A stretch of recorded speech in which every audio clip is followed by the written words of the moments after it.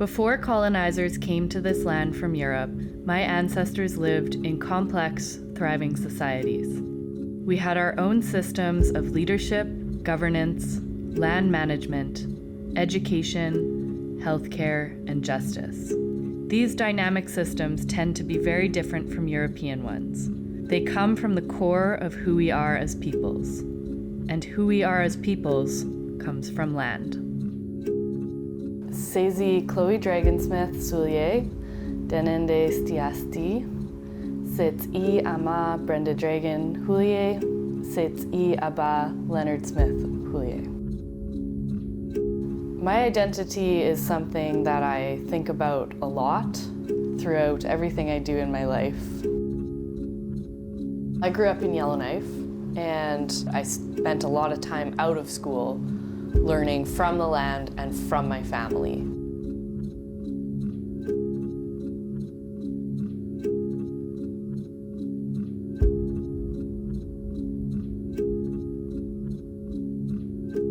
I can't remember the first time that I realized I was Indigenous. It's such a deep thread of my identity that there wasn't really a moment of revelation for that. It's just who I am. When I was 18 years old, all I knew was that I loved the land, and earth and ocean science seemed right up that alley, and so that's what I did. I was very bad at it though, and I never actually fit in very well. I always felt like I was watching from the outside. The first time I realized that my outward appearance didn't necessarily match was when I went away to school. I would hear these sometimes very racist things they would be saying about Indigenous peoples, and they would feel safe to say that in front of me because I didn't look Indigenous. I wasn't surrounded by people who knew me and my family, and seeing their surprise and disbelief that I was identifying as Indigenous was a really big eye-opener for me. The concept of walking in two worlds is one that's familiar to every Indigenous person in Canada today. And there's one that the Clichons say that really resonates with me, and they say, strong like two people. And I like that way of phrasing it because it does feel like you have to be strong like two people. I feel like I have to live two lives, and sometimes that feels like a superpower, and sometimes it feels so challenging and it feels like I'm failing in both worlds.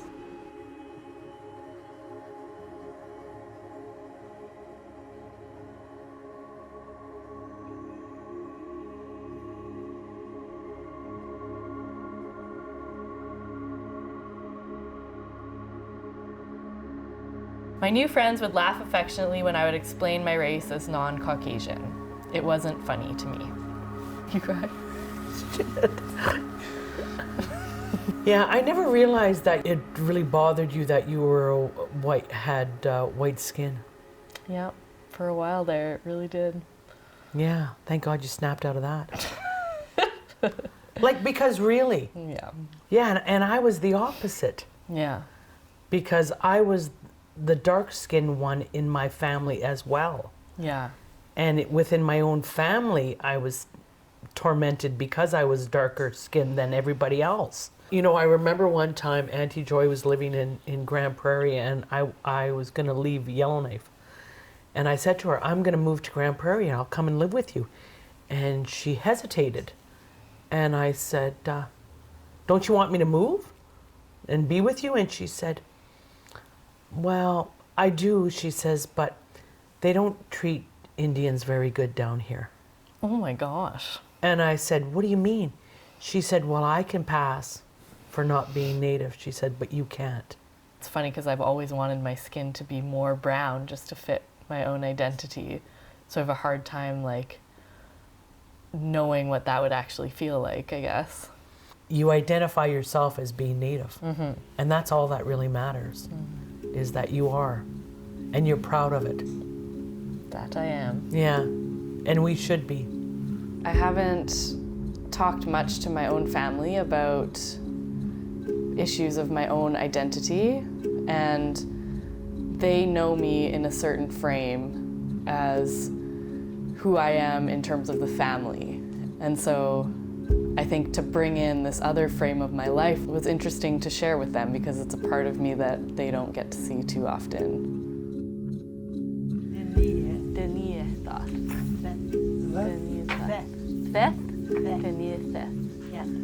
You have to put your tongue in.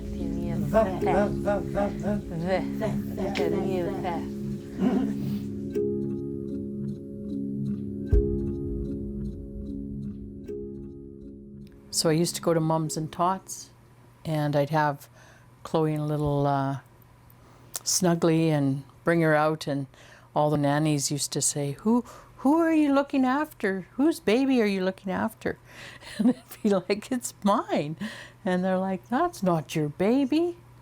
Because Chloe had these big blue eyes. But that wasn't that unusual to me because not only does your dad have bluish eyes, but your grandfather had blue eyes. My mom's sisters, one had big, deep blue eyes, and the other one had gray eyes, looked like she was white. Wow. Yeah, and my mom was the darkest of her family. I mean, when I was growing up, it never bothered me. And Mom, would you say you ever noticed your skin color within like you and your siblings or at school? Was it ever something you had to deal with growing up or as an adult? No, I can honestly say that never was an issue for me. Maybe it's because I was brown, that it didn't really... And yeah, like you matched what you felt inside, maybe? I matched what I felt culture? like inside, absolutely. I didn't have any feelings of a disconnect. Something that I started noticing, once I kind of started to gain awareness of who I was and these two distinct cultures and worldviews that shaped me, I started to recognize that a lot of the work I was doing, especially within the education system, didn't make sense to me right away, and I was kind of trying to start to navigate within it and figure out why. And then once I realized that that it came from a different culture, it started to make a lot more sense why it wasn't feeling right, or why maybe it didn't feel like it fit me. That style of education doesn't fit many. It's a system that is very much a control-based. So anytime you're punching a clock to learn, then you're going to have challenges. When we're forced to just learn in one way, it doesn't leave room for our identities within the public education system. So like you said, we'd have to take time off to go on the land, and I feel really lucky that you did that for Mom and that Mom did that for me. Yeah, because we used to take the children out of school for 2 weeks, Yeah. and they were marked absent. Yeah, just gone.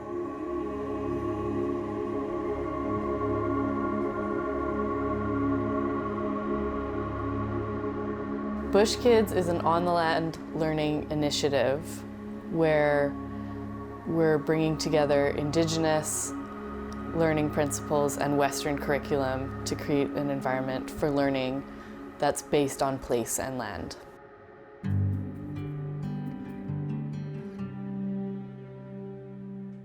We are very mindful to what we call decolonized time. So instead of having periods and set sections and subjects, that goes hand in hand with letting the land lead learning as well. No foxes on the lake? No. Any animals? Well, that's where the birds sit, so you kind of are like a bird. Super soft, eh? So that's what's underneath all that. If a tree falls down and we can climb on it and the kids want to do that, that's what we do. That's the land leading learning.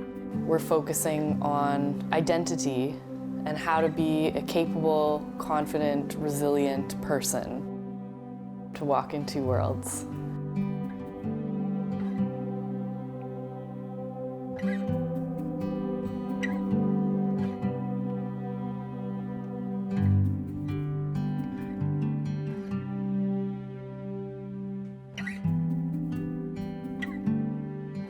Food is an important pillar of what we do at Bush Kids. Learning about how it comes to us is a very important part of Indigenous learning.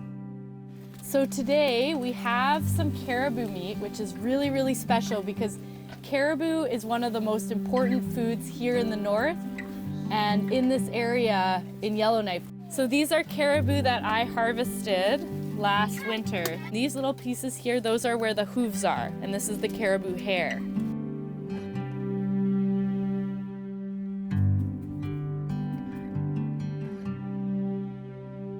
It's not an easy thing to do. It's not an easy thing to take the life of an animal or to watch an animal suffer. And the place I've come to is that I think it's really important. It's not about going out for sport and recreation, but rather it's about our livelihoods. It's about survival and about thriving as part of the land.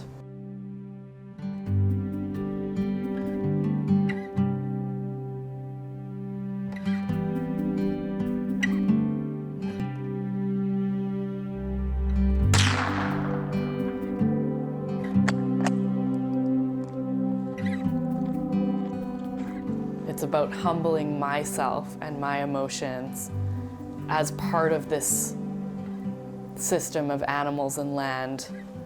It's about love and it's about respect and it's about ancient relationships.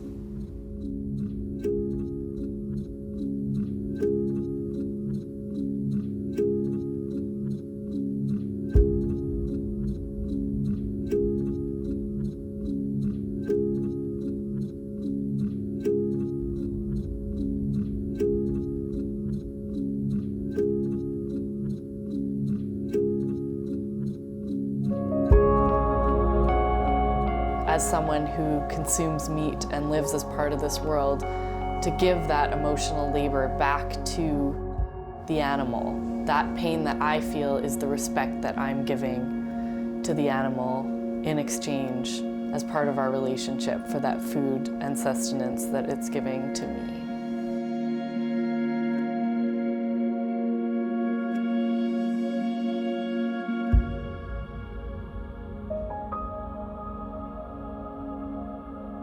By bringing wild meat into Bush Kids, I'm trying to help kids to develop at an early age this sense of relationship and responsibility towards the land. When they clean, for instance, a grouse, and they see it from a full bird to pieces of meat in a frying pan to getting to enjoy it in their bellies,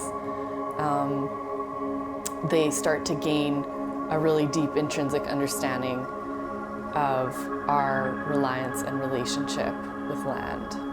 Do you guys remember why caribou are so important to us?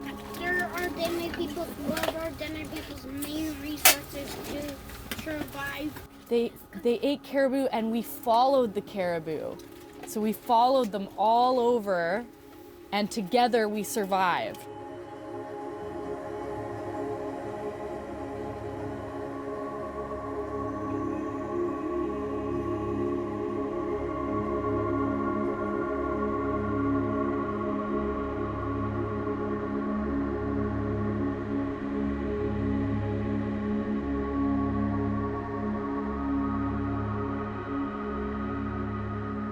Canada's relationship to education for Indigenous peoples is deeply troubling.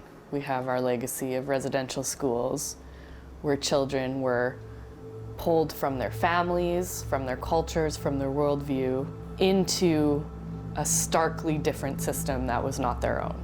Residential schools were designed as a tool of assimilation. So there was the aspect of educating, but when you think of education as a way to fill an empty vessel, you are disregarding the person that's already there and the beauty they have to bring to this world. Every Indigenous person in Canada understands the struggle of having to walk in two worlds. No matter what color we are or what blood quantum we are always trying to balance. I recognize myself as somebody with a foot in both of these systems. And so when I look at change that I want to make in the world, I look at our institutions. I want to help shift our systems so that they're more in balance with the identity of Canada and what our country is and the foundation of who we are here. Walking in two worlds for me in the last 2 months has looked like walking in the streets of New York City. I got dressed up all fancy. I was in the streets of this big city. I was networking. I flew home, and then I flew out on a tiny little float plane to the middle of the bush where I go with my family to harvest every fall. Walking on the trails of my ancestors on the land near Fort Smith, Northwest Territories, straight back to walking on the streets of Quebec City and through conference halls and in plenaries. And so lots of people don't even recognize that there's these other worldviews operating. So we're like this, we're just not balanced. So what I say to people, we're not trying to impose our way and say it's better, but what we are trying to do is balance the two. And that requires holding up Indigenous systems and creating awareness. Our caribou numbers are dwindling too, and they're in trouble everywhere. And from a Western conservation perspective, it's quite clear. Leave the caribou alone. Stop hunting caribou. But from our perspective, if we were to stop hunting the caribou, that's an important and sacred part of our relationship with the caribou. And to stop that would mean the end of our relationship with the caribou, which would mean the end of both us and the caribou. Caribou are people, and people are caribou. There's no separation. And so while both groups are saying we need to conserve the caribou, that's a very different strategy. The challenges that you experienced where you felt that racism is something that I'm really proud of the way that you've chose to see it in a different way. The responsibility is for each individual around racism, how you reconcile who you are and how you're going to be. Maybe it felt like at the beginning that your coloring was working against you, but in fact I think it works for you now. Yeah. I think that the strength of knowing who you are despite is something for other people to resolve. It's not your problem.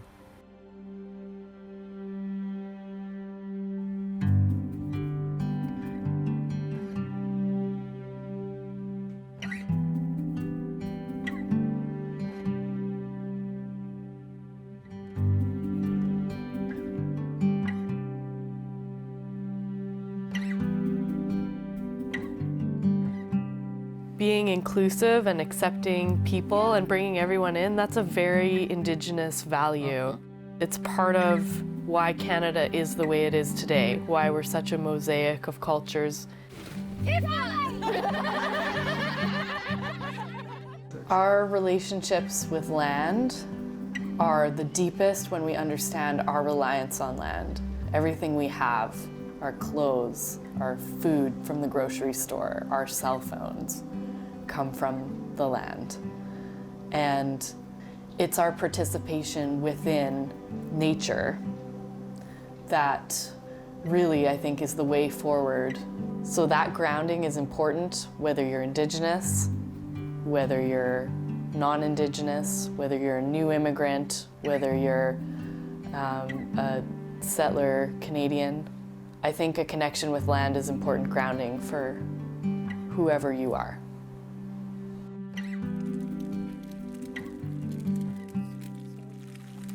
Sour spirits. Ooh.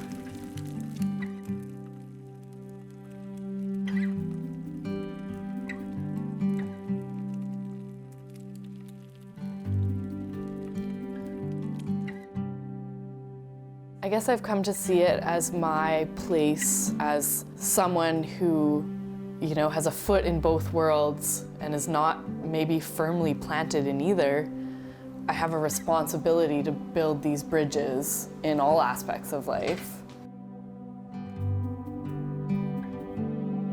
And I think in finding that responsibility, I found my confidence a little bit because I had a role and a purpose.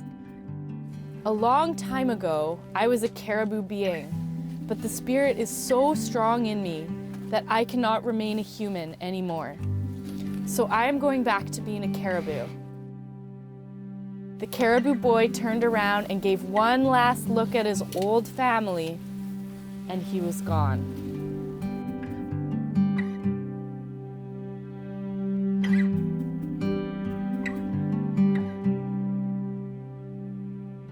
My identity can help others who are like me, but also those from different cultures to come together. I take up that responsibility in my life and my work that is going to be the deciding factor in what that becomes for me and what my own identity becomes for myself.